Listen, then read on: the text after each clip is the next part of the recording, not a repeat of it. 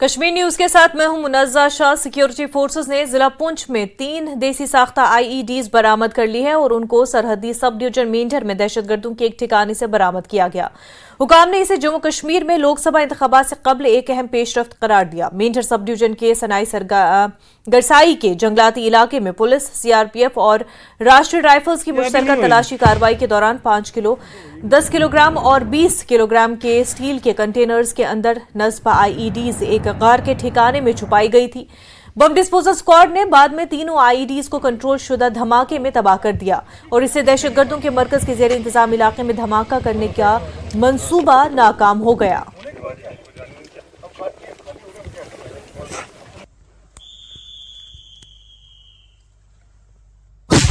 तीन आईडी जो है हाइडआउट से मिले हैं, उसमें एक का वजन करीब 15 से 20 किलो करीब लगा होगा। स्टील कंटेनर है, तीनों ही स्टील कंटेनर है।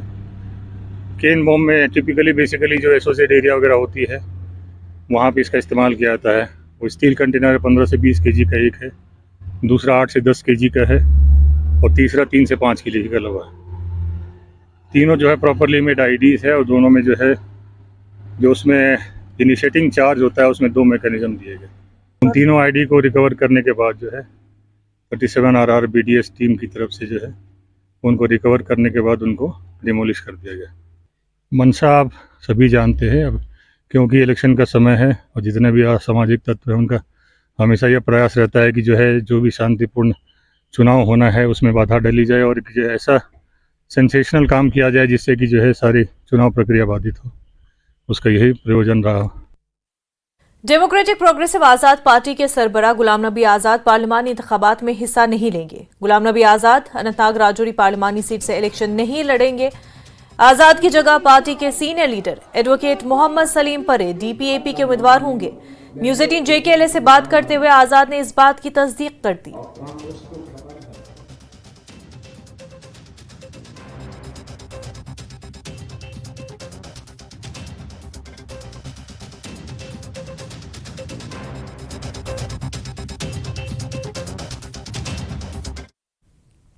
PDP सदर महबूबा मुफ्ती ने वज़ीर दाखिला अमित शाह के उस बयान की नुक्ताचीनी की जिसमें उन्होंने फर्जी एनकाउंटर की बात की थी। महबूबा मुफ्ती ने कहा कि अगर फर्जी एनकाउंटर के वाकयात रोनमा हुए हैं तो तहकीकात करके मुलव्वस अफराद को सलाखों के पीछे धकेल दें। उन्होंने कहा कि अगर NC और PDP के दौरे हुकूमत में इस तरह के वाकयात रोनमा हुए तो मरकज अपनी मशीनरी को इस्तेमाल करके तहकीकात करे। कुंडकाजीगुंड में PDP वर्कर्स कन्वेंशन मुनक्किद हुआ और सीनियर लीडर डॉक्टर महबूब बेग, मोहम्मद सरताज मदनी और दीगर ने वर्करों से खिताब किया। मुफ्ती ने कहा कि इलेक्शन अहमियत का हामिल है और पार्लियामेंट में वजनदार आवाज की जरूरत है जो सिर्फ PDP है। मुझे लगता है लोगों को इस वक्त फैसला ये करना, ये PDP NC की बात नहीं है। बात यह है कि जो यहाँ इस वक्त लोगों का दम घुटता है, बात नहीं कोई करता। हमारे हज़ारों नौजवान जेलों में बंद हैं, उनकी कोई बात नहीं करता है। हमारे जो जर्नलिस्ट हैं उनको जेलों में डाल दिया जाता है। आम लोगों को तंग किया जाता है, पासपोर्ट नहीं मिलता है किसी को, नौकरियों से लोगों को निकाला जाता है। हमारी ज़मीन पे नज़र है, ज़मीनों से हमारे लोगों को खदेड़ा जाता है।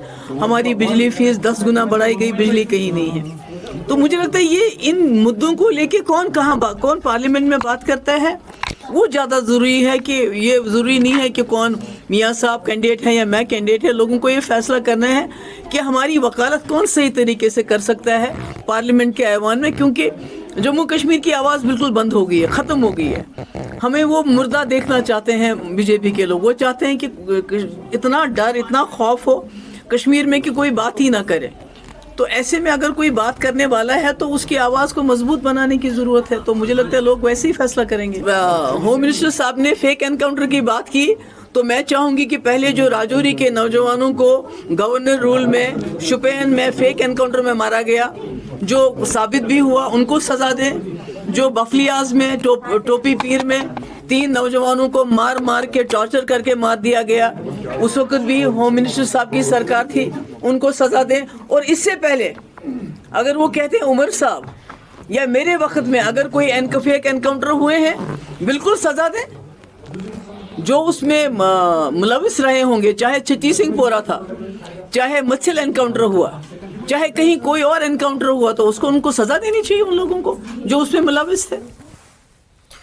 नेशनल कॉन्फ्रेंस के नायब सदर उमर अब्दुल्ला का कहना है कि गुलाम नबी आजाद एक मायूस शख्स है और उन्हें चेकअप के लिए जाना चाहिए। उमर का कहना है कि कांग्रेस के लिए उधमपुर में हालात साजगार हैं और जाहिर है कि डॉक्टर जितेंद्र सिंह इस बार अपनी सीट नहीं बचा सकेंगे और बीजेपी को ये मालूम था, इसलिए ज्यादातर स्टार प्रचारकों को जम्मू लाया गया। उमर ने कहा कि अब बीजेपी अता बुखारी जैसे प्रॉक्सियों को सामने लाने की कोशिश कर रही है। अनंतनाग के लारनू कोकरनाग में एक अवामी रैली से खिताब करते हुए उमर ने अमित शाह के बयानात पर रद्द-ए-अमल जाहिर करते हुए कहा कि एनसी ने जो कुछ किया है वो जमीन पर नजर आता है और इसी वजह से वो मिलिटेंसी के तवील तरीन दौर के बावजूद जिंदा है। उन्होंने कहा कि बीजेपी का दावा है कि 370 एक सबसे बड़ी रुकावट थी। उमर ने सवाल किया कि बीजेपी ने इसकी मनसूखी के बाद क्या किया। उमर ने कहा कि बीजेपी का दावा है कि वो सबसे मजबूत पार्टी है, तो फिर उन्हें अपनी पार्टी जैसी पार्टियों का सहारा लेने की जरूरत क्या है। उन्होंने कहा कि लोगों को ऐसे उम्मीदवारों को वोट देना होगा जो राजौरी और जनूबी कश्मीर दोनों में अपनी सलाहियतों को साबित करें और मियां अल्ताफ बेहतर इंतखाब है। माहौल बड़ा अच्छा है, माहौल बड़ा अच्छा है। जिस तरह का रिस्पांस मैंने खुद पूरी चिनाब वैली में देखा और इसके अलावा जो कांग्रेस के प्रोग्राम हुए हैं कठुआ में और उधमपुर में, मुझे तो लगता है कि बीजेपी के लिए ये सीट रिटेन करना काफ़ी मुश्किल है। वज़ीर आज़म साहब खुद आए, यूपी के वज़ीर आला आए, डिफेंस मिनिस्टर राजनाथ सिंह आए और यहाँ तक कि अनुराग ठाकुर भी एक दो दिन वहाँ लगातार दौरा करते रहे। तो इतने स्टार कैंपेनर वहाँ भेजना, उसी से आपको पता चल जाता है कि डॉक्टर जितेंद्र सिंह साहब शायद थोड़े खतरे में है। वहाँ प्लान तो ही होगा ही, बीजेपी बिना प्लान के क्या करेगी, ये उनका प्लान है। और मुझे लगता है कि लोग इस प्लान को अच्छी तरह से अब समझ गए हैं और ये लोग जो बीजेपी की तरफ से इलेक्शन लड़ रहे हैं, इनके लिए इलेक्शन जीतना मुश्किल ही नहीं बल्कि नामुमकिन होगा। आज़ाद साहब ने खुद नहीं, आज़ाद साहब की पार्टी ने उनका नाम अनाउंस किया था। अब क्या मजबूरी बनी कि पार्टी की तरफ से ऐलान हुआ लेकिन वो पीछे रह गए। अब लड़ेंगे नहीं लड़ेंगे, कब लड़ेंगे, ये उनको खुद तय करना होगा। एक फ्रस्ट्रेटेड आदमी के कितने बयानों का मैं जवाब दूं। उनको अब वो इलेक्शन से फारिग हो चुके हैं, किसी और सीट पे तो उनका उम्मीदवार है नहीं। अब जो फ्रस्ट्रेशन की उनको बीमारी हो चुकी है, उनको अब दिल्ली जाके, क्योंकि वो रहते दिल्ली में ही हैं, उनको दिल्ली जाके इस फ्रस्ट्रेशन का कोई इलाज ढूंढना चाहिए। कांग्रेस उम्मीदवार चौधरी लाल सिंह ने बानहल का दौरा किया और जम्मू कश्मीर कांग्रेस के सदर Vikar Sulbani, member parliament Imran Pratapgarhi, national conference जिला सदर सजाद शाहीन भी मौजूद थे। लाल सिंह समेत दीगर मुकर्रीन ने भारतीय जनता पार्टी और डेमोक्रेटिक प्रोग्रेसिव आजाद पार्टी की जमकर नुक्ताचीनी की। उन्होंने कहा कि भारतीय जनता पार्टी के खोखले वादों की हवा निकल चुकी है और पूरे मुल्क में भाजपा 150 सीटों पर सिमट कर रह जाएगी। उन्होंने कहा कि जब मुल्क में हर तरफ से जुल्म और जब्र का माहौल गर्म था और ऐसे में राहुल गांधी ने लोगों को जोड़ने के लिए और प्यार का पैगाम पहुंचाने के लिए कन्याकुमारी से कश्मीर तक 4000 किलोमीटर की पैदल यात्रा की। विकार सुलबानी ने कहा कि आजाद को कांग्रेस ने 40 साल तक पाला और अब वो भारतीय जनता पार्टी की गोद में बैठ गए। आजाद ने वहां से कैंडिडेट नहीं उठाया, इसलिए नहीं उठाया कि वहाँ हिंदू उठाना पड़ता है, बीजेपी नाराज है और बीजेपी की डायरेक्शन थी उनको कि नहीं उठाना है। यहाँ उनने कैंडिडेट उठाया और कोशिश की कि मुस्लिम वोट, माइनॉरिटी वोट कट जाए और जितेंद्र सिंह जीते। आप आज लास्ट डे इसका था, कैंपेन का था, और लास्ट डे के बाद जो मैं गिनती करता हूँ, गुलाम नबी आजाद कहाँ गया? कश्तवाड़ गया, काहरा गया, गुंदो गया, बदरवा और डोडा गया और बानाल आया और संगलदान गया। ये सब जगह है मुस्लिम डोमिनेटेड, वोट तोड़ने के लिए गया। कांग्रेस उम्मीदवार चौधरी लाल सिंह ने अफसोस का इजहार करते हुए कहा कि उस दौर को बदनवानी और बदइंतजामी के लिए याद रखा जाएगा। ये दौर बदइंतजामी, बदनवानी के लिए याद रखा जाएगा और उन्होंने जोर देकर कहा कि मरकज की हुकूमत ने जम्मू कश्मीर के लोगों से चांद तारे लाने का वादा किया था, लेकिन जमीन पर एक बड़ा सिफर दिया है। उन्होंने कहा कि बीजेपी ने जम्मू खित्ते के लोगों के एतमाद को धोखा दिया और अब वो बीजेपी के हाथों खुद को ठगा हुआ महसूस कर रहे हैं।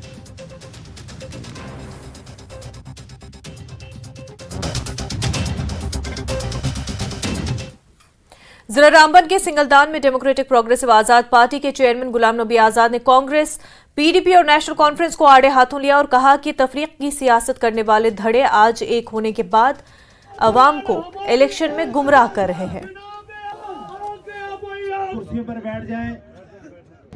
बीजेपी ने जिसे बुरा समझा उसे निकाल दिया और नेशनल कॉन्फ्रेंस उमर अब्दुल्ला से निके ब्लॉक तक पागलों की तरह उसको कंधे पे उठा के घुमा रहे। तुम क्या बीजेपी को गालियां देते हो? तुम तो उनके, अब मैं कहना नहीं चाहता हूं इतनी बुरी बात, तुमसे उनसे बहुत कहीं गुजरे, बहुत गुजरे। तुम्हें तो शर्म नाम की कोई चीज है नहीं। चुल्लू बार पानी में डूब के मर जाना चाहिए ऐसे लीडरों को जिन्होंने टिकट भी दी और जो उसके लिए दूसरी पार्टी वाले यहां प्रचार कर, इनसे क्या तवक्का हम करें?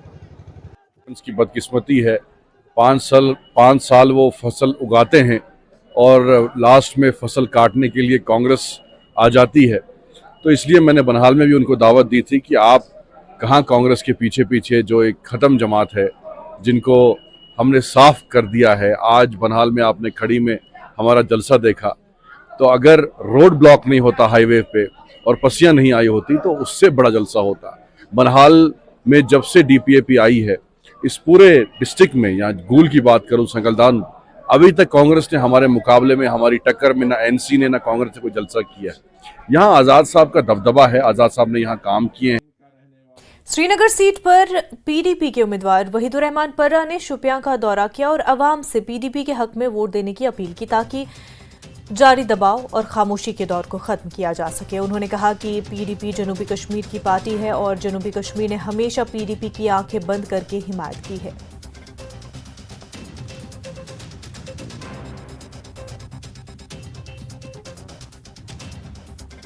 देखिए, यहाँ खामोशी ओवरऑल है। सियासत में कोई लोग बड़े मुत्तफिक है जो पिछले 4-5 सालों में कोई कांटेक्ट भी नहीं था, लोग को आने भी नहीं दे रहे थे।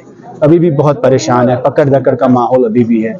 कई सारे हमारे वर्कर भी डिटेन करते रहते हैं पुलिस, तो माहौल बन रहा है।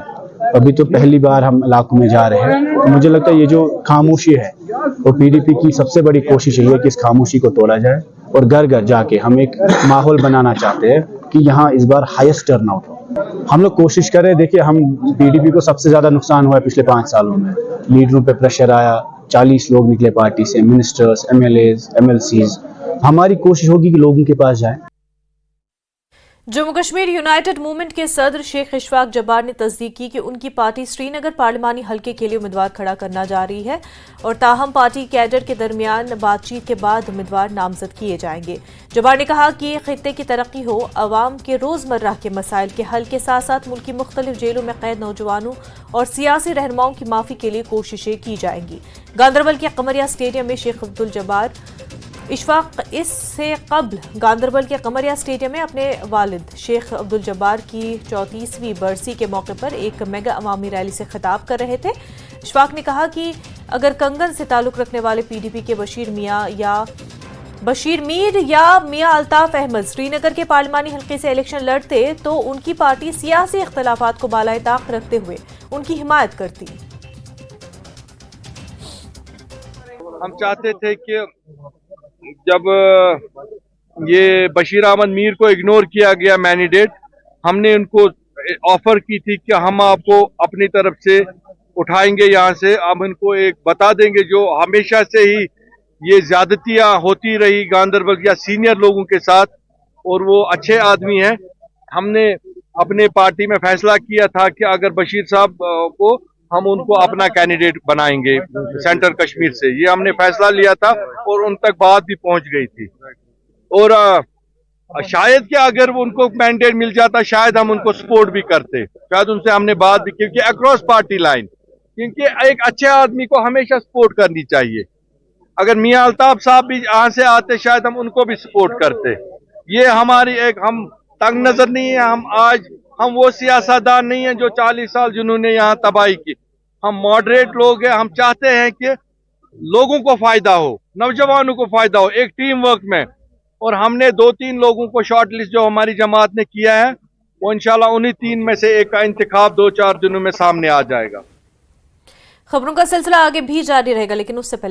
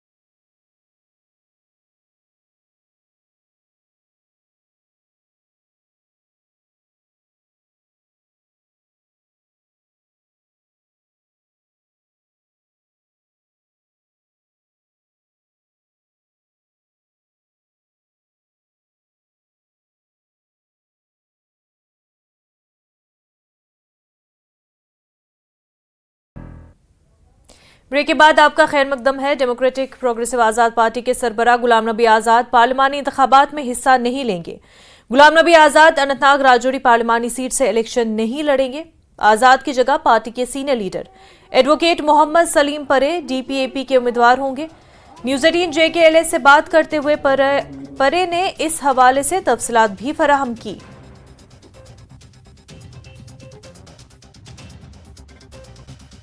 अनंतनाग राजौरी पार्लिमानी सेगमेंट में सियासी जंग जो है वो मजीद रोमांचक मोड में दाखिल हुई है, क्योंकि जिस तरह से डीपीएपी के सरबराह गुलाम नबी आज़ाद को यहाँ से इलेक्शन लड़ना था और पार्टी ने बाज़ाब्ता तौर पर उस पर ऐलान भी कर दिया था कि पार्टी के कैंडिडेट जो अनंतनाग राजौरी से होंगे वो गुलाम नबी आज़ाद ही होंगे। लेकिन बिलाखिर आज बंद कमरे में एक मीटिंग होती है अनंतनाग में, और वहाँ क्या फैसला लिया गया, जो सोर्सेज के हवाले से हम बता दें कि जो आज़ाद साहब हैं उनको रिप्लेस कर दिया गया है, और जिसको आज़ाद साहब ने रिप्लेस किया है, जिन्होंने आज़ाद साहब को रिप्लेस किया है वो एडवोकेट मोहम्मद सलीम परे हैं। और ये बताया जा रहा है कि परे साहब ही अब उम्मीदवार होंगे डीपीएपी के अनंतनाग राजौरी के लिए। परे साहब खैर मकदम और मुबारकबाद भी। क्या कहना चाहेंगे, क्यों ये फैसला लिया गया? क्योंकि कल तक या अब तक हम कह सकते हैं कि आज़ाद साहब जो कि पार्टी के फेस भी है, सरबराह भी है, वो यहाँ से इलेक्शन कैंडिडेट थे अनंतनाग राजौरी के। तो क्या वजह हुई कि लास्ट मराहिल में ये फैसला बदलना पड़ा? बहुत बहुत शुक्रिया आपका। पहले मैं अपने भाई को करेक्ट करना चाहता हूँ, रिप्लेस नहीं किया गया बल्कि यूनैनिमसली डिसाइड हुआ और मेरा नाम तजवीज़ और फाइनलाइज इसी मीटिंग में हुआ, जिसकी सरबराही खुद जनाब गुलाम नबी आज़ाद साहब कर रहे थे। रिप्लेसमेंट की बात ही नहीं है। गुलाम नबी आज़ाद साहब हमारे कायद हैं। मैं आपको ये बता दूं, हम चाहते थे, मैं खुद चाहता था कि जनाब गुलाम नबी आज़ाद साहब हमारी नुमाइंदगी करें, लेकिन जब हम ग्राउंड पे जाते हैं, हम एक पॉलिटिकल वर्कर जो ग्राउंड से जुड़ा होता है उसको अपने लोगों की राय लेनी होती है। हमारे लोग चाहते थे, जितने भी हम अंदर कॉन्स्टिट्यूंसी इंचार्ज बैठे थे, हमने अपनी जब तजवीज़ रखी, इसमें कोई दो राय नहीं है कि हर कोई कॉन्स्टिट्यूंसी इंचार्ज चाहता था कि गुलाम नबी आज़ाद साहब ही हमारी नुमाइंदगी करे, लेकिन जो लोग चाहते हैं कि वो जम्मू कश्मीर की नुमाइंदगी करे। लोग यहाँ चाहते हैं कि जनाब गुलाम नबी आज़ाद साहब यहाँ पर जम्मू कश्मीर में बहैसियत चीफ मिनिस्टर आए। तो चूंकि आपको पता है सुप्रीम कोर्ट का ऑलरेडी आर्डर है, इलेक्शन खत्म होते होते मुझे लगता है कि यहाँ पर असेंबली इलेक्शन करने पड़ेंगे। तो इस सूरत हाल में पार्टी ने एक डेलिब्रेशन इस पे की, हमारे कायद उसमें बैठे थे और मैं अपनी पार्टी लीडरशिप का, अपने कायद का बहुत शुक्रगुजार हूं और अपने लोगों से तवक्का करूंगा कि ये भी इस चीज़ को अप्रिशिएट करेंगे कि किसी पुराने चेहरे को बल्कि एक नए चेहरे को मौका मिल रहा है और मैं तवक्का करूंगा इंशाल्लाह इसमें लोग भी अप्रिशिएट करने के साथ साथ लोग इस फैसले का ताउन भी करेंगे और साथ भी देंगे। चलिए, आपका मानते हैं कि रिप्लेस नहीं किया गया, आपको जो है मुंतखब किया गया, लेकिन साथ ही साथ ये कई दिनों से ये चिमगोइयाँ चल रही थी सियासी हलकों में भी, अवामी हलकों में भी, कि आज़ाद साहब नहीं लड़ेंगे इलेक्शन। लेकिन जिस तरह से देखा जा रहा है कि अपोजिशन की बात करेंगे या फिर आम जो तासुर पैदा किया जा रहा है वो ये है कि आज़ाद साहब को लगा कि जो उनकी सियासी ज़मीन है वो यहाँ से तंग हो चुकी है। तो इस पर कैसे रिएक्ट करेंगे? देखिए, यही जमातें कल तक ये बोल रही थी कि आज़ाद साहब यहाँ पर इसलिए लड़ रहे हैं कि बीजेपी, जब आज़ाद साहब अब नहीं लड़ रहे हैं, अब वो उनके पास जवाब ही नहीं है कोई। गुलाम नबी आज़ाद साहब जम्मू कश्मीर के लीडर नहीं है बल्कि बरी सगीर के लीडर है, हिंदुस्तान के लीडर है।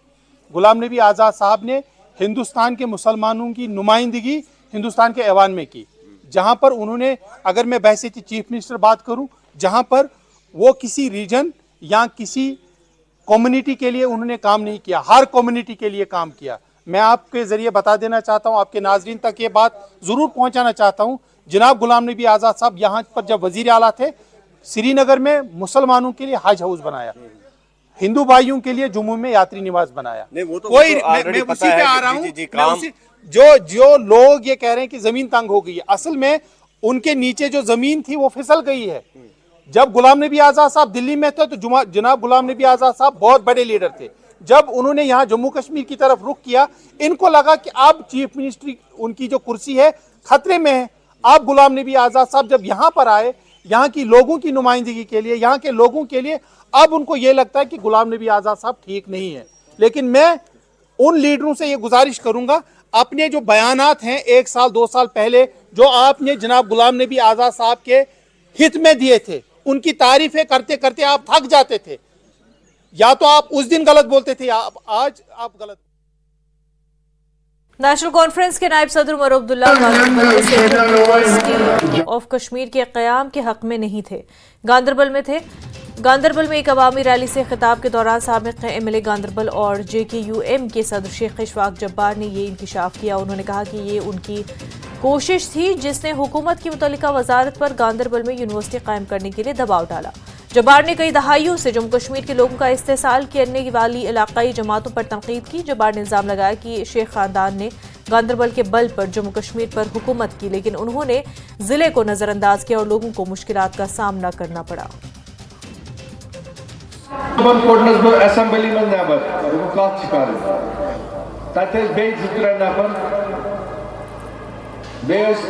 PDP सरकार ये जो गांदरबलस में चला यूनिवर्सिटी सेंटर यूनिवर्सिटी दोपन इशफाक मेरे से बहुत बड़ी गलती हुई है। सर क्या गलती हुई? दोपन मुझे वो राना ने गलती करवाई, दविंदर राना वो नासिर ने। सर क्या दोपन यार हमें दिल्ली वालों ने एक सेंट्रल यूनिवर्सिटी दी थी, हमने उसके लिए गलत जगह इंतखाब की। लोकसभा चुनाव के पहले मरहले के लिए तशरीही मुहिम थम गई। आखिरी दिन भी सियासी जमातों ने ज्यादा से ज्यादा वोटरों तक पहुंचने की भरपूर कोशिश की। आज जलसे और जुलूसों की धूम रही। पहले मरहले में लोकसभा की 102 सीटों पर वोट डाले जाएंगे। जम्मू कश्मीर की उधमपुर सीट पर भी 19 अप्रैल को वोटिंग की जाएगी और उधमपुर सीट पर बीजेपी के डॉक्टर जितेंद्र सिंह, कांग्रेस के चौधरी लाल सिंह और GPAP के गुलाम मोहम्मद सरूरी मैदान में है।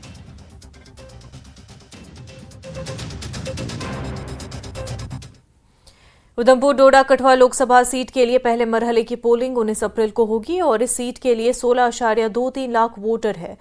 पहले मरहले के लिए कुल 2,800 पोलिंग स्टेशन कायम किए गए हैं। जम्मू कश्मीर के चीफ इलेक्टोरल ऑफिसर पीके पोले ने कहा कि पोलिंग के खुश असलूबी से इनेकाद के लिए इंतजाम किए गए हैं। उन्होंने कहा कि हिफाजती पहलू का ख्याल रखा गया है और वोटिंग के लिए मुनासिब तैनाती की गई है। साथ ही उन्होंने कहा कि इस वोटिंग वाले दिन बारिश की पेशेंगोई है, लेकिन उन्होंने इसका भी ख्याल रखा है। पोले ने कहा कि लोगों की मदद के लिए तमाम पोलिंग स्टेशनों में हेल्प डेस्क कायम किए गए हैं।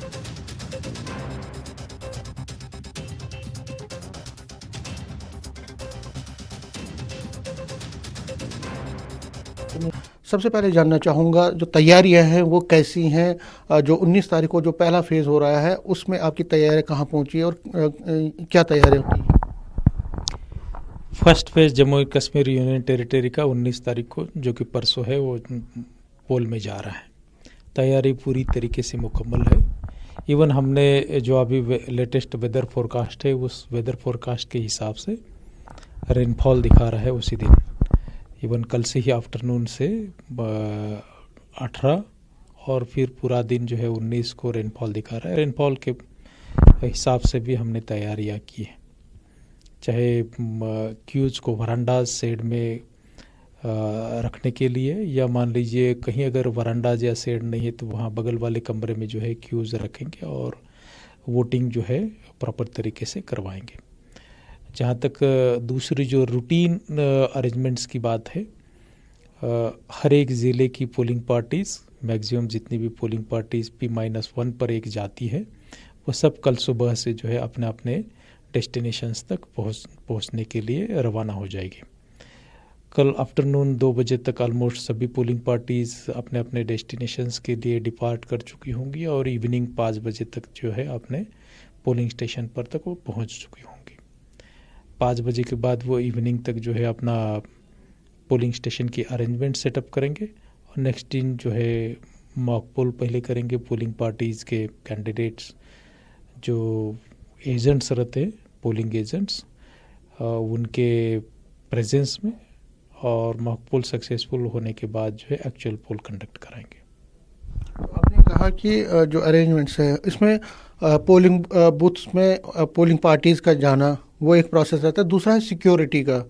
आपने सिक्योरिटी का जो सिनेरियो है, हालांकि आपकी तरफ से अरेंजमेंट, तो क्या क्या सिक्योरिटी के अरेंजमेंट्स किए गए हैं चाहे पोलिंग बूथ्स पे या उसके अराउंड में? फर्स्ट तो जो पोलिंग स्टेशंस में पोलिंग पार्टीज़ के साथ जो CAPF जाती है, जो बाहर से CRPF, BSF या दूसरे जो सेंट्रल पैरामिलिट्री फोर्स के जो जवान आते हैं वो जो जाते हैं वो हमारे यहाँ पास पहुँच गए हैं। और कल जब हमारी जो सिविल पोलिंग पार्टीज़ निकलेगी उनके साथ ही उन्हीं के बस में जो है हमारी फोर्सेस भी जाएगी पोलिंग स्टेशन पर, जो एक्चुअल पोलिंग स्टेशन पर तैनात रहेगी। पोलिंग स्टेशन के बाहर जो एरिया रहता है वो area wise dominations, area wise presence जो हमारा लोकल पुलिस है वो करेगा। रिक्वायरमेंट के हिसाब से वो उसका जो डिप्लॉयमेंट फाइनलाइज कर दिया है। साथ बसाथ ऑलमोस्ट 55% के करीब पोलिंग स्टेशंस हमारे वेबकास्टिंग पर भी हमने रखे हैं, ताकि अंदर का जो लाइव फीड जो है CCTV जैसे दिखता है उस तरीके से हमें ज़िले पर भी कंसर्न डिप्टी कमिश्नर को मिल सके, और हमारे यहाँ भी जो है 500 ज़िलों का आप वो जो कंट्रोल रूम में अभी जो बैठे हैं यहाँ इस कंट्रोल रूम में अवेलेबल रहेगा। शुक्रिया। न्यूज़ 18 से बात करने के लिए शुक्रिया। पीके पोले chief electoral officer Jammu and Kashmir assure कर रहे हैं कि सारे अरेंजमेंट्स कंप्लीट किए गए हैं। सिक्योरिटी के हिसाब से या जो प्रेपरेशंस इनकी तरफ से करनी थी, तैयारियां करनी थी, वो तकरीबन सारी कंप्लीट हो रही है। कल पोलिंग जो पार्टीज़ हैं वो भी अपनी अपनी जगह पे पहुंच जाएंगी। इनका एश्योरेंस है कि लोगों को कोई भी डिफ़िकल्टी, जो वोटर हैं चाहे फर्स्ट टाइम वोटर हैं या पुराने वोटर हैं, उनको वहाँ पर हेल्प डेस्क भी बनाए गए हैं पोलिंग स्टेशन में जो उनको असिस्ट करेंगे। सिर्फ इनकी एक अपील है और हमारी भी अपील है कि ज़्यादा से ज़्यादा लोग घरों से बाहर निकलेंगे, 19 तारीख को वोट करें और डेमोक्रेटिक प्रोसेस का हिस्सा बने। कैमरामैन साहिबा के साथ में समीर भट्ट, न्यूज़ 18 जम्मू। खबरों का सिलसिला आगे भी जारी रहेगा, लेकिन उससे पहले एक छोटा सा ब्रेक।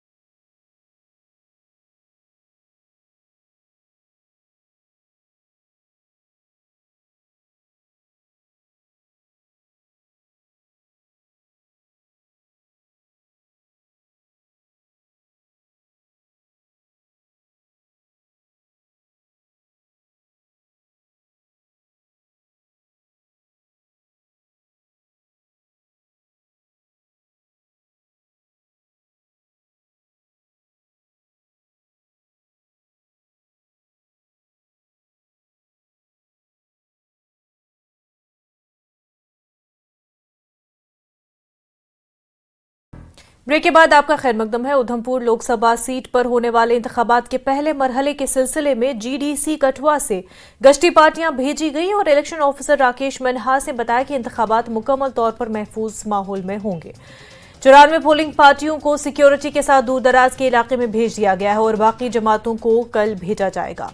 वोटर्स भी जमहूरियत के इस त्यौहार में शिरकत के लिए इंतजार में है।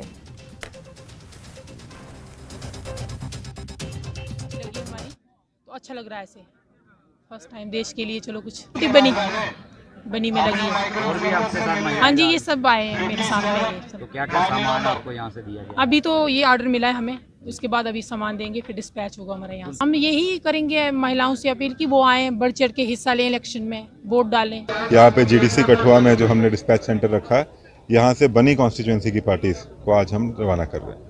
बनी में 94 पोलिंग स्टेशन है, तो उसके हिसाब से जितनी पार्टी बनती है प्लस रिजर्व पार्टी आज यहाँ से रवाना होगी।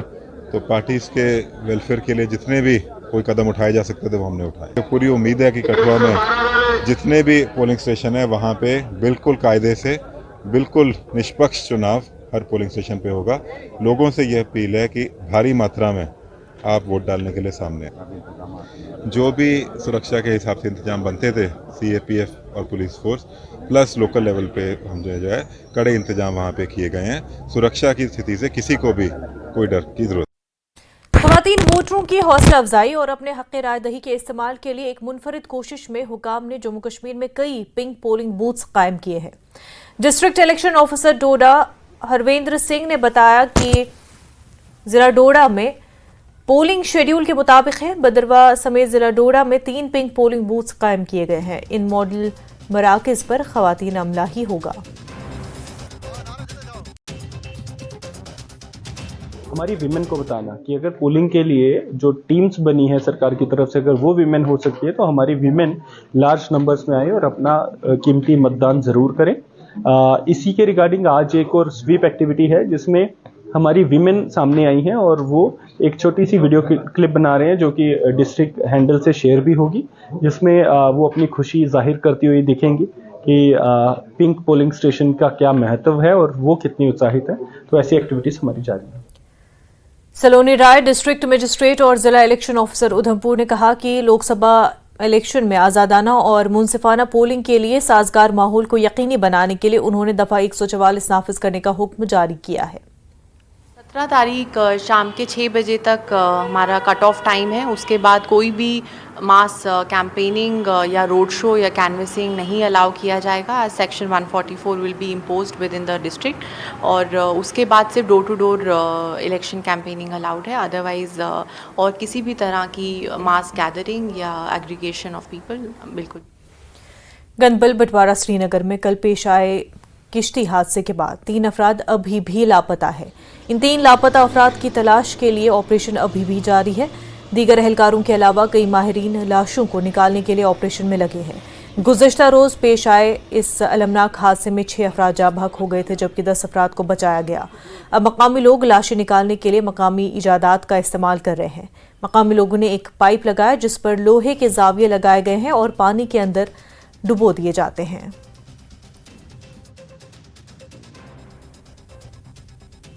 जिला बांडीपुरा के शलू सोनावारी में तेंदुए को देखा गया और उसके बाद इलाके में खौफ का माहौल पैदा हो गया है। मकामी लोगों ने मुतल्लिका पुलिस और महकमे वाइल्ड लाइफ को जानकारी दी और इसके फौरन बाद महकमे वाइल्ड लाइफ और फॉरेस्ट प्रोटेक्शन फोर्स की एक टीम पहुंची और तेंदुए को पकड़ने के लिए सर्च ऑपरेशन शुरू किया गया।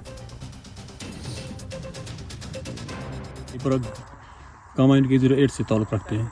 जैसे कि वाइल्ड लाइफ डिपार्टमेंट और रेंज एजेंट्स को ये इन्फॉर्मेशन मिलती है यहाँ ये इस एरिया में रक्षिला जिसका नाम है, तो यहाँ पर लेपर्ड की रूमिंग है। तो उन्होंने हमें कॉल किया तो हम हमेशा इनके असिस्टेंस के लिए तैयार होते हैं 24/7। तो हम यहाँ पर wild life wild life department उसके उनके ऑफिशियल और साथ ही फॉरेस्ट फोर्स बांडीपुरा पूरी टीम यहाँ पर आ चुकी है। तो हमारा जैसे कि आप हमारे साथ अभी पिछले 2-3 घंटे से चल रहे हैं साथ में, तो आप देख रहे हैं कि हमारा सर्च ऑपरेशन भी जारी है। तो हमारी ये कोशिश रहेगी कि कहीं ना कहीं हमें इसकी जो एक्चुअल कहाँ पर इस वक्त है तो हमें उसका पता चले तो हम इसको ट्रैप फिर करें। अच्छी तरह जानते हैं इस बात से आप बाखबर है कि इसकी जो मूवमेंट रहती है सुबह शाम रहती है, तो सुबह शाम हमें घर से निकलने में थोड़ा सा एहतियात बरतना है। खासकर छोटे बच्चों को बाहर नहीं छोड़ना है। वक्त हो गया एक छोटे से ब्रेक का, जल्द होंगे हाजिर।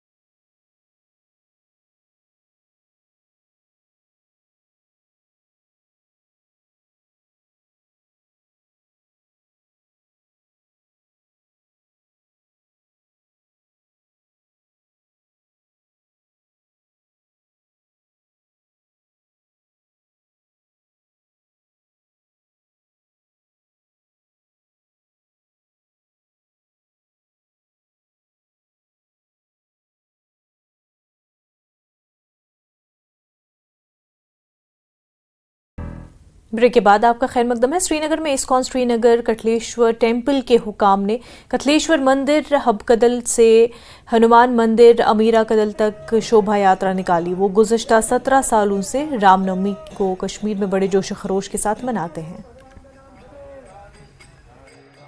रामनवमी का बहुत बड़ा त्यौहार है और हमें बड़ा अच्छा लगता है। पूरा विश्व इस त्यौहार को मना रहे हैं और हमारे 9 देवियाँ जो होती हैं उनके नाम पर ये नवरात्रे होते हैं। जैसे अल्लाह के नाम पर वो रोज़े होते हैं, उसी तरह हम भी ये नवरात्रे रखते हैं हिंदू लोग।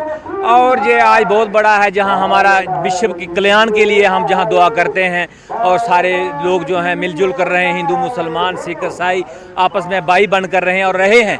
और ये जहाँ जो पिछले 17 सालों से जो यात्रा निकल रही है, जो जहाँ के लोगों की बहुत बड़ी एक हमारे कंट्रीब्यूशन है हमारे साथ। और आज कश्मीर के लोग हमारे साथ कंधे से कंधा मिलाकर चल रहे हैं, चाहे वो यात्रा हो, चाहे वो खीर भवानी मेला हो, चाहे शंकराचार्य में कुछ हो, तो जहाँ के लोग जो हमारे साथ हैं। क्योंकि जम्मू से जहाँ भारी तादाद में लोग नहीं आ सकते, यात्री आएंगे, लेकिन यात्रियों की मेहमान नवाजी करने के लिए यही कश्मीरी लोग हैं। और ये हम इन लोगों के लिए भी दुआ करते हैं कि जहाँ अमन आए और लोग कमाएं, क्योंकि कोरोना की वजह से, मिलिटेंसी की वजह से हमारा जो कश्मीर जो है ये तहस नहस हो गया था। लेकिन अब हमें रोशनी की किरणें नजर आ रही है कि कश्मीर में हालात ठीक हुए हैं और जहां आज हमारी बहन जो है खुलेआम चल सकती है, जहां मिलिटेंसी नहीं है। चाहे रामनवमी हो या जन्माष्टमी, हमारे दोनों समय यहाँ से झांकी निकलती है और सारी गवर्नमेंट भी कॉर्पोरेट करती है और आम पब्लिक जिसे कहते हैं लोकल, वो भी हमें बहुत अच्छे से कॉर्पोरेट करती है और बहुत ही आनंद में हमारी झांकी यहाँ से निकलती है। एक दौर था सोच भी नहीं सकते थे कि इस तरीके की झांकियाँ निकलेंगी। जी जी, और आज देखिए सब मिल के भाईचारा बहुत अच्छा दिख रहा है और आगे जाके शुक्र है भगवान का और अल्लाह का, आगे जाके इससे भी अच्छा दौर आएगा हमारे लिए। और हमने देखा कि झांकी में कई सारे ऐसे मुस्लिम्स भी हैं जो पार्टिसिपेट कर रहे हैं। जी बिल्कुल, देखिए हिंदू से ज्यादा यहाँ मुस्लिम दिखेंगे आपको, प्रसाद भी लेते हैं, आनंद भी लेते हैं और देखते भी है कि कैसे फेस्टिवल मनता है। तो हम उनका सीखते हैं, वो हमारा सीखते हैं, यही सबसे बड़ी बात है। भाईचारा है हमारा यहाँ पे। तो यहाँ पे भी आज देखेंगे, आज सभी यहाँ पे उन्हीं की वजह से आज हम सब यहाँ पे जो शोभा यात्रा निकाल रहे हैं, इसमें ट्रैक्टर ट्रॉली की तो तैयारी है, डेकोरेशन की तैयारी, वो सब हमारे मुस्लिम भाई कर रहे हैं। हमारे मुस्लिम भाइयों का वहाँ काफ़ी सहायता रहती है, तो हमेशा रहती है। आज मेरे 17 साल से हम निकाल रहे हैं। नाम बताइए अपना। मेरा नाम उस्मान है। अच्छा उस्मान, ये बताओ कहाँ रहते हो आप? मैं हबा का रहता हूँ। हमने देखा कि ये जो शोभा यात्रा निकल रही थी, आप और आपके दोस्त जो हैं सब साथ साथ चल रहे थे, अच्छा लग रहा है, मजा आ रहा है? बहुत मजा लग रहा है हमें। अच्छा जी, और यहाँ पे अच्छा लग रहा है, बिस्कुट दिए, मिठाई दिए, केले भी दिए, सब कुछ अच्छा है। अच्छा हाँ। तो ऐसा आपको कुछ प्रॉब्लम तो नहीं, घर वाले तो नहीं कहते कि ऐसी यात्रा में साथ मत निकलो है ये सब, कि नहीं? ना, अच्छा ये भी किसी का मजहब है। बिल्कुल हाँ, ये भी किसी का मजहब है। बिल्कुल, और फिर उस पर तो हमें कदर करनी चाहिए। हाँ, जी, जैसे आपने हम कदर करते हैं वैसे उनकी भी करनी चाहिए। बहुत अच्छे, बहुत अच्छे। तो देखिए किस तरीके से जो छोटे बच्चे हैं कितनी खूबसूरत मैसेजेस दे रहे हैं। और आपको बताऊं यही चेंज है, क्योंकि ये जनरेशन है जो आगे जाके इसी सोसाइटी में कंट्रीब्यूट करेगी। तो कहीं ना कहीं अगर इनकी सोच जो है वो इस वक्त इस तरीके की बन रही है, तो दैट मीन्स वाकई इस वक्त ग्राउंड पे चेंज आ रही है। न्यूज़ 18 के लिए श्रीनगर से फिरोजवानी के साथ। रामनवमी का त्यौहार मजहबी जोश खरोश के साथ मनाया गया। हजारों अकीदतमंद बारामुल्ला के मंदिर में भगवान राम की पूजा करने के लिए जमा हुए। अकीदतमंदों के रश को आसान बनाने, हमवार दर्शन की सहूलत फराहम करने और किसी भी नाखुशगवार वाक़े को रोकने के लिए मुख्तलिफ मंदिरों के अंदर और आसपास वसी हिफाजती इंतजाम किए गए थे। दीगर मंदिरों के अलावा खानपुरा बारामुल्ला में शैलपुत्री मंदिर को खास तौर पर सजाया गया था। मंदिर के बाहर अकीदतमंदों की लंबी कतारें देखी गई। बारामुल्ला में रहने वाले दीगर हिंदुओं के अलावा मंदिर में भजन कीर्तन में सीआरपीएफ के जवानों ने भी हिस्सा लिया। आज का दिन राम जी का जन्म होता है। आज के दिन जो हम हर वर्ष ये मनाते हैं, इसमें हम भगवान से ये प्रार्थना करते हैं कि यहाँ पे फिर वही अमन कायम हो जैसे 90 से पहले था। हम चाहते हैं कि ये बारामुल्ला की मिसाल रही है, जबकि यहाँ पे एक साइड पे छठी पातशाही है, दूसरे पास जामा सा वली है, तीसरे साइड पे हमारा शैलपुत्री स्थापन है। ये तीनों हमें दर्शाती है कि यहाँ का भाईचारा कैसा है, और इस मतलब शुरू से ही यहाँ का भाईचारा बहुत अच्छा रहा है। हम माता रानी से आज के दिन ये मांगते हैं कि यहाँ का भाईचारा बहुत ही अच्छा हो, तो सुख शांति हो, अमन हो, तरक्की के राह पे जाए। वहाँ रामनवमी की तकरीबात के मौके पर कदीम रघुनाथ मंदिर से शोभा यात्रा निकाली गई। भगवान राम, माता सीता और लक्ष्मण की मूर्तियों वाली झांकियों को सजाया गया और अकीदतमंद रक्स करते नजर आए। सनातन धर्म सभा और दीगर मुतल्लिका मंदिरों ने यात्रा में शिरकत की। यात्रा जम्मू के कई मकामात से गुजरकर वापस रघुनाथ मंदिर पहुंची। मैं कहूँगा कि पिछले महीने राम लाला जी खुद अयोध्या आए और ये परिश्रम था मोदी जी का, और मैं सब लोगों को बधाई देना चाहता हूँ कि आज राम जी घर आए, पर आज राम जी लोगों के घर जा रहे हैं। तो रथ यात्रा जो होती है हमारी, इसका महत्व ये है कि राम जी खुद चल के लोगों के पास जाएं। पर कहने का मतलब ये है कि जहाँ संगत है वहाँ भगवान है। तो मैं यही मानता हूँ कि सब लोग बड़े जोश से और पूरा जम्मू स्वागत करें रामचंद्र जी को, क्योंकि वो घर लौट चुके हैं और आ चुके हैं। मेरी बस आपके सामने यही प्रार्थना है कि खुशी, शांति और सद्भावना यहाँ पे बनी रहे। के चेयरमैन सजाद गनी लोन ने उमर अब्दुल्ला को सख्त तनकीद का निशाना बनाया। न्यूज़ 18 JKLS से बात करते हुए लोन ने कहा कि उमर अब्दुल्ला सुपीरियरिटी कॉम्प्लेक्स के शिकार है, मगर लोग उन्हें जवाब देंगे।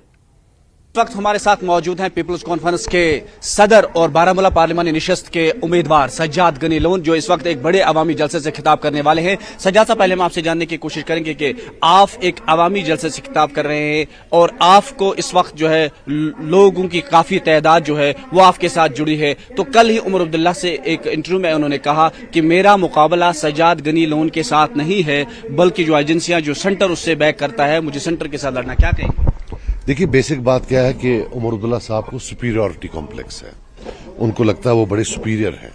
तो वो बेसिकली मुझे मेरी सियासी हैसियत बता रहे हैं कि तेरी हैसियत नहीं है मेरे से लड़ने की, मैं बड़ा हूं। लेकिन अल्लाह का लाख करम है, काजी साहब थे गांदरबल में, तो उनने भी इनको शिकस्त दी। हमारे अशरफ साहब थे सुनवार में, उनने भी शिकस्त दी। तो ये जो ये इलीट बिहेवियर है कि मेरा मुकाबला जो है दिल्ली से है, इससे नहीं है, उसका जवाब लोग देंगे और कोई नहीं देगा। बाकी ये जो ये ड्रामा है कि मेरा उससे है, मेरा इससे, उमर साहब जो है ये, to be very honest with you, मतलब मैं कोई इसमें कोई, I don't want to come across as cruel, but उनका जो सारा आज जिस पर वो एक्यूजेशन करते हैं, भाई वो उसका आदमी है, इसका आदमी है, उनका तो सारा जो सियासी जन्म हुआ है, बैप्टिज्म ही आरएसएस से हुआ है। उन्होंने फिर इसको फॉरेन मिनिस्टर बनाया वहां सेंट्रल गवर्नमेंट में वाजपेयी साहब के टाइम में। तो इनका जो है कि for them there is a good BJP and a bad BJP. 2 दिन पहले वो इंटरव्यू दे रहे थे और उन्होंने बोला कि उनको फख्र है वाजपेयी साहब के साथ काम करने में, और उन्होंने ये भी बोला कि अगर वो जिंदा होते वो आज भी उनके साथ काम करते। Isn't BJP suppose to be an ideological party? So what is the difference between a mister Modi and a mister Vajpayee? कोई फर्क तो है नहीं। क्या वाजपेयी साहब ने इंटरनल ऑटोनॉमी रेजोल्यूशन रिजेक्ट नहीं किया? क्या उन्होंने फ्लोर ऑफ द पार्लियामेंट पर नहीं बोला कि अगर मेरे पास बहुमत होता तो 370 हमने खत्म कर दिया हो? तो फिर वो कैसे अच्छे हुए और ये कैसे खराब हुआ? बात यह है कि मोदी जी उनको घास नहीं डालते। शायद घास डालने की बात है, आगे कोई घास डालेगा तब ये दूसरा गाना गा रहे होंगे। He has to answer all these questions. And when you ask them, जब आप इनको सवाल पूछते हैं, इनका वो दिल्ली वाला, वो अब दिल्ली वाला कौन है? 75 में आपको लाते हैं, प्लेट पर आपको हुकूमत देते हैं। 96 में 87 में आप हार रहे होते हैं, इतनी रिगिंग करते हैं कि मिलिटेंसी उठती है, 1 लाख लोग मरा है आज तक, कोई सवाल भी नहीं पूछता। और 96 में आपको प्लेट पर हुकूमत देते हैं, 3 बार आपको प्लेट पर हुकूमत दी है और दिल्ली वाले बाकी हैं। कोई आपको यह भी नहीं पूछता है आज तक कि भाई साहब इतने लोग मरे, आपने ये चोरी क्यों की कांग्रेस से मिलकर, लेकिन दिल्ली वाले बाकी हैं। There is a limit. Cricket में आपका केस है, 70-80 करोड़ सीधे हड़प दिया है, अगर हमने किया होता अल्लाह कसम हम जेल में होते। आपको कोई पूछ ही नहीं रहा है, मगर दिल्ली वाले बाकी हैं। जेके बैंक का आपका FIR तैयार है, वहां अप्रूवर भी है एक आदमी, हमारे यहां हमारा होता तो जेल में होते, आप बाहर हैं, लेकिन दिल्ली वाले बाकी हैं। You tell us why action is not being taken against you. You have blood on your hands. You are a corrupt party. There are allegations of corruption, proven allegations of corruption. कोई आपको कुछ नहीं करता है। PSA आप लाते हैं, पोटा आप लाते हैं, इतने ड्रैकोनियन लॉज वो सब आप लाते हैं। अब देखिए परसों during a course of interview, he was hurling abuses at everybody. What is this nonsense? My way or highway? कि if you are not with me, then you are agency man, then you are Delhi man. Bore कौन रहा है? Who was the first foreign minister of BJP? And his tenure was used to shield human right violations. तब यहां बहुत human right violations होती थी, एक militant को पकड़ने के लिए 10 सिविलियंस मरते थे। So ये लोग हमें they will sermonize us, जो खुद जेल गए हैं, जिन्हें इंट्रोगेशन लिया हुआ है, जिनके साथ चोरियां हुई हैं इलेक्शन में, these people, शर्म मगर तुमको आती नहीं, करें क्या? तो इस तरह से सज्जाद गनी लोन ने एक सियासी वार किया आज उमर अब्दुल्ला पर। इन्होंने कहा कि हमारा जो नारा है वो डिग्निटी विद डेवलपमेंट है, लेकिन नेशनल कॉन्फ्रेंस का माजी जो है वो खराब रहा है, इसलिए लोग उन्हें आज वोट नहीं देंगे। नेटवर्क 18 के लिए याह्या सुल्तान। मंशियात की लानत को रोकने और उनके खिलाफ सख्ती से निपटने के लिए शोपियां पुलिस ने बटपुरा शोपियां में मतलूब मंशियात फरोश की मंशियात से हासिल की गई जायदाद को अटैच कर दिया है। मजबीना की जायदाद अटैच की गई, वो पहले भी मंशियात फरोशी के किसी केस में गिरफ्तार हुई थी और मंशियात के साथ रंगे हाथों गिरफ्तार हुई। आज SSP शोपियां की हिदायत पर उसकी जायदाद जब्त की गई।